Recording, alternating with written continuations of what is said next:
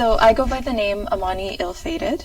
So I was born in South Sudan, grew up in Canada, and I just discovered that I have a really big passion for music. So I like to mix genres, mix different topics in my music, just to connect with people. So that's kind of what I love to do. I find your name really curious. The ill-fated. Yes. So ill-fated is more sarcasm towards people. Okay. When I first started out with music, there was a lot of people saying that I will fail, that I'm not going to have a good future, not going to have a good fortune. It's just going to be bad for me. And, but music was something that made me so happy, that made me so excited. And I thought to myself, well, fine, I guess I will go fail somewhere. So I always say I'm going to be ill-fated, I guess. And, nothing you can do about it. I think at a certain point we'll take the ill from there and only put Amanie fated. Yes. Eventually it'll come to that. Because I don't see anything ill-fated about you since the day I met you. You've been growing incrementally as a woman, as an artist, and everything you do. So, yes. Thank you. So how has this musical journey been for you here in Canada? In Canada, it's been, I think I'm blessed, first of all, just to be in this country and be able to explore music the way I feel like I want to explore it. It has been still a difficult journey, trying to find my footing, trying to find the right team, trying to find the right sound. So, but otherwise, like I said, I feel blessed. I feel excited. I feel like I'm on the path that I envisioned. So it's been pretty good. Beautiful. So what is it when you write the music? What is the process like? And then when you decide to sing it, the process in the studio and the kind of producers that you'd like to work with. What is all of that? It's three questions in one. It's three questions. So the process right now, the way it starts is usually there'll be a sound. The producer will start with some sort of sound and we'll build on that. I always say that I don't really write my lyrics. I physically write it, but the lyrics they're not me writing it. It's usually, I say, it comes from God. It's just a message, and it's just, that's the sound that you're going to write. Those are the words that you're going to write. This is what you're going to do. So that's the writing process for me. Okay. And then performing it, that's the part that, for me, it's the toughest part. In the studio, trying to get the notes, trying to get the real emotion. Sometimes some producers think, this sounds good, but for me, it's not the right emotion. Something is missing. Yes. A key ingredient is missing. Yeah, like the feeling, because I want to make sure that when you hear the sound, you're hearing the sound as it's meant to be. Yes. Not mediocre, not low. It has to be dead on. So that's one aspect that makes it very difficult. So you are very hard on yourself. Yes. Before somebody else becomes a critic of yours, you are a self-critic. Yes. The reason for that, though, is just I feel like if I'm not putting my 100%, it's harder for me to take criticism. Because if you only put in 50% and someone says, okay, it's not good, and you know that you only put in 50%, imagine if you put in 100%, would it have been better? So if I go in and I put 100%, there's no excuse. It's like, this was literally the best that I could do. And obviously I can improve in the future, but I know that I put my all into it. Yes. Sorry, one second.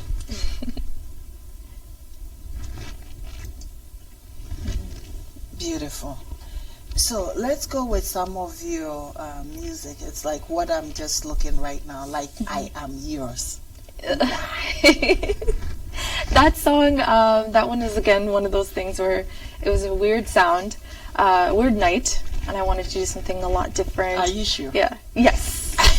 It's like a woman saying, like I'm yours. Like, what is the story behind that? The story behind that, it's actually, part of it is like just feeling in love with someone, but still keeping your power. Because I know for sure, like a lot of people think that you give your all in relationships, and in some way you do, but you still have yourself that you need to take care of, and you need to make sure that you're you, especially as women, we give too much sometimes, that we don't have anything left of us after the end. So this one is almost like I Am Yours. This is like I Am Yours. I still have myself, but we're forming something here. Stop instigating. Beautiful. Then, so let's talk about another one that I don't know. There's one called sex talk. Yeah. I want to. Okay. So this one is it's almost bait and switch, I'd say. I mean, you look at the title and you think, okay, this is something provocative, but it's not. It's not. It's actually a serious song, a very, very serious song. I want provocative. Yeah, not provocative.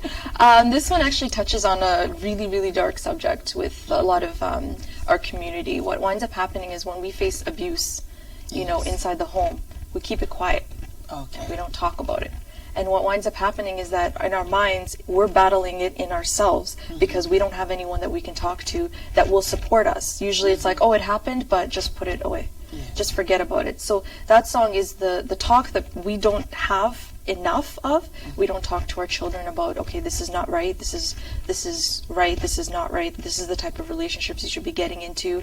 If something happens to you, you should speak. So that whole song is actually about like the dark side and the bright side. The should I forgive for, you know, what has happened to me, or should I go and seek revenge, and how it affects the mind and torments us deep inside. Wow. So the title is kind of difficult. No, the title just drew me off. Yeah.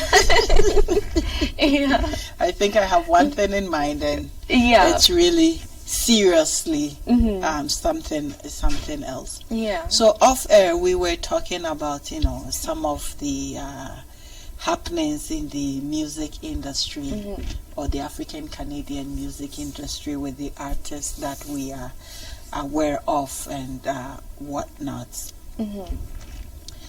If you look at how things are going, and you being, I would say, relatively young and fresh in the system, how do you think we can help mitigate some of the issues or make the African Canadian music really strong?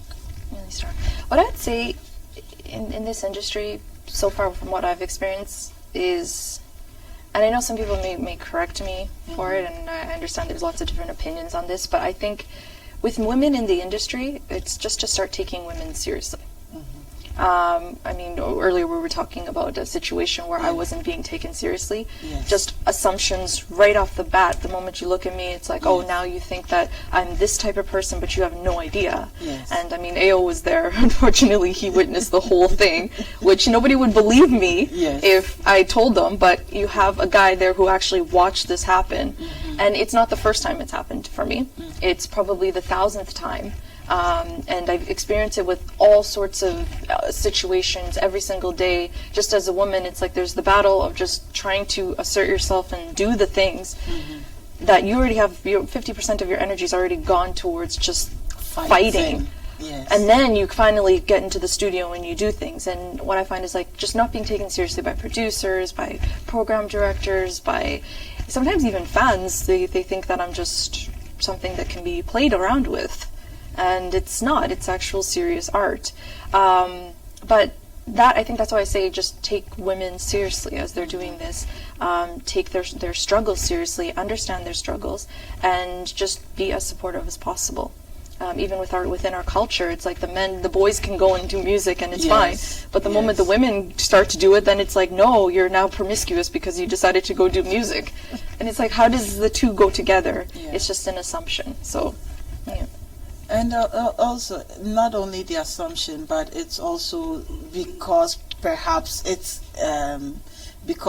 dominated by males, and sometimes the older generation or the males see a young, beautiful, ripe young lady like yours. They want to pluck something out of you, and you are not ready to. So I do believe the assumptions that people have outside is also based on the ingoings on what goes on in the music industry. So if it's my daughter and something is happening like that, it's like I don't want her to go through that. So Yes. Yeah. And those that really want to get ahead sometimes ignore everything and just go with the flow to get to where they want to go, but at the detriment of their mental health, their emotional health, and exactly. psychology. Yes, Yeah. yes. Beautiful. And I would say that one more thing to that is just I would say that you know that the girls are going into this industry where that could happen. And what I would say for the African community is if your girls are going in there, it's not that you have to suddenly hide them away from it or shun them away from all of it. What you have to do is just be more supportive towards them. It actually is more support. It's actually that if you're right there, how can some CEO bother your daughter if you're right there looking and saying, excuse me, no. Boys and brothers and friends and anyone involved in the industry, if you see it happen, step in and say, no, this is not how we're allowing this to happen. And basically, if there's too many people supporting this artist, how is anyone going to get to that artist? That is right. You are very right on that point. Amanie, Yeah.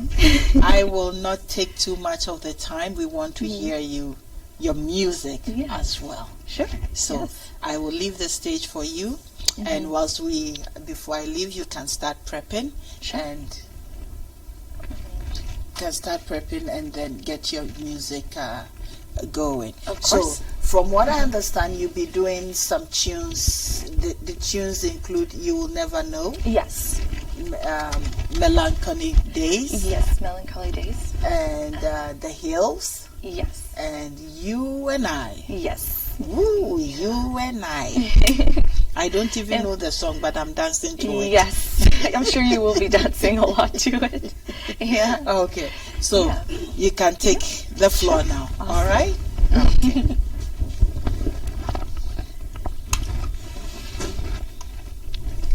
All right. So the first song that I'm going to do is called You Will Never Know.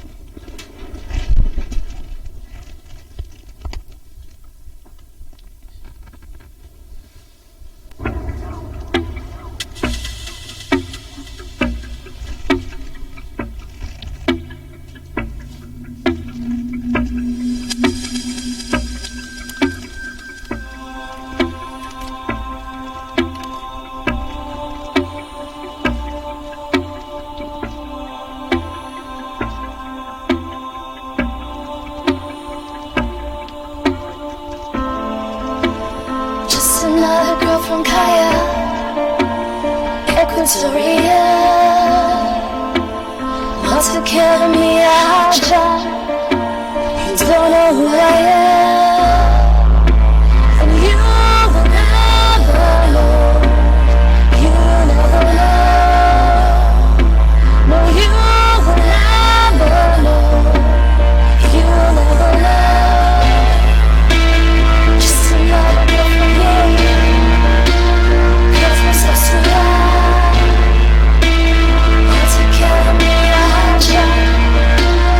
don't know who I am.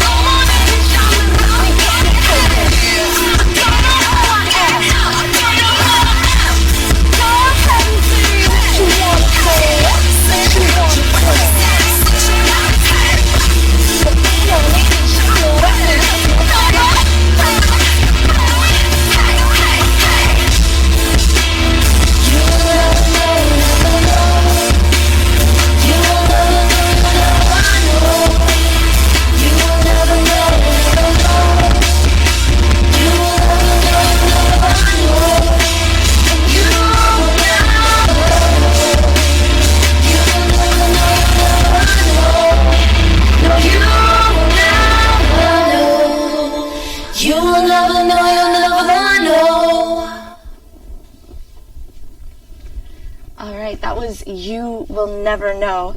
So in that song, there is a mixture of English and Arabic, and basically the song is about not being African enough for the Africans and not being Canadian enough for the Canadians, and just self-identifying as both different cultures.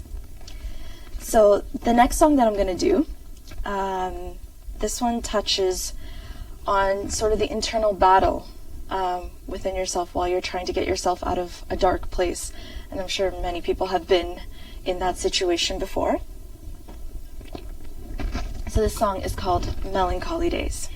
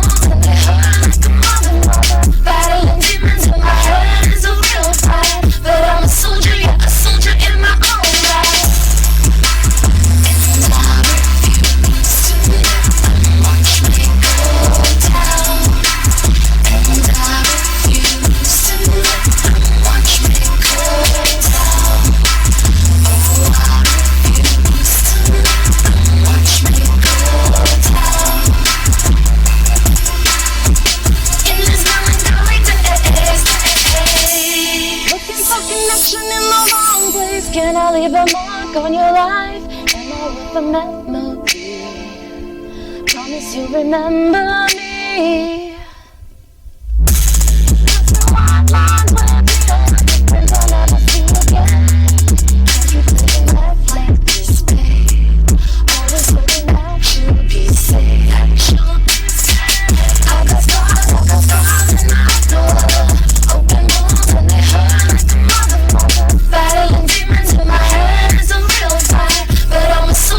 Soldier in my own right.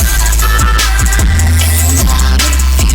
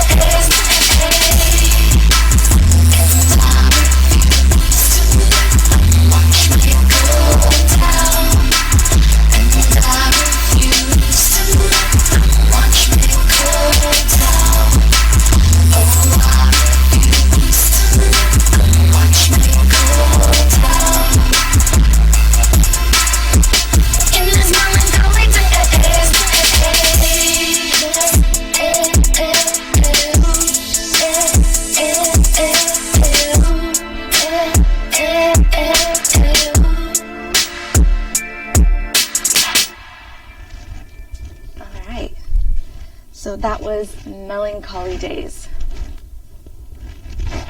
So the next song that I'm going to do, I dedicate to my father, who brought us from South Sudan to Canada about 27 years ago. And I think it's very common with a lot of different cultures that come to Canada. They imagine that when you get here, money's going to grow from trees, that every house is going to be the size of a mansion, and that everything is just going to be like going into heaven pretty much. And although Canada has been absolutely amazing, we did experience a lot of different things, including racism, classism, and even xenophobia when we got to the country. So this song is dedicated to my father and for him and how he got through all of the struggles that we went through in coming here. So this song is called The Hills.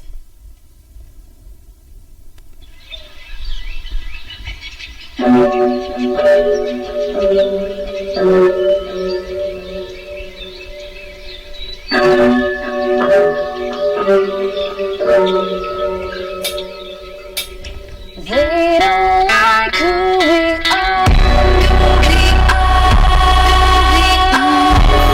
Cause we come from afar.